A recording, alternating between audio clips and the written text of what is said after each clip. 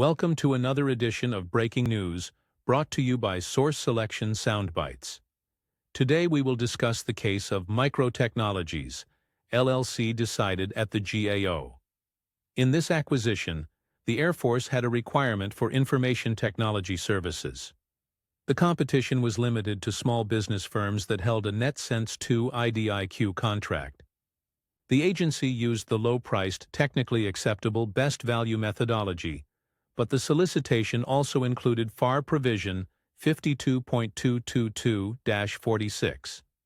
After discussions, the agency determined 4 proposals were acceptable, including BTS and MicroTechnologies. BTS's price was $13.2 million, and MicroTechnologies' price was $18 million. The agency evaluated BTS's fully burdened labor rates by comparison with those of the incumbent contractor, acceptable proposals, and survey data from Salary.com. Based on the analyses, the agency concluded that the compensation levels proposed by BTS for professional labor categories are realistic because they were higher or fell within the acceptable compensation levels for similar labor categories performing similar work in the same geographic performance area by similar-size companies. Based on these findings and its technically acceptable status, the SSA issued the task order to BTS. Upon learning of the agency's decision, MicroTechnologies protested the agency's actions.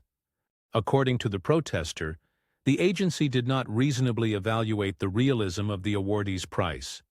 One of the protester's primary arguments was that the agency improperly relied upon comparisons of offerers' proposed fully burdened rates, and therefore did not have a reasonable basis to evaluate the realism of the awardee's proposed compensation and fringe rates, as required by FAR Provision 52.222-46. Specifically, the protester contended that the agency's use of burdened rates to evaluate the awardee's compensation plan was improper because the burdened rates include cost elements unrelated to compensation and fringe benefits. The Air Force argued that its evaluation reasonably relied upon the overall burdened rates for its evaluation of professional compensation, and contended that prior GAO decisions endorse this evaluation. En route to finding against the agency, the court found that FAR Provision 52.222-46 requires an evaluation of compensation in terms of the salary and fringe benefits. Moreover, the GAO found that its prior decisions do not exonerate the agency's actions.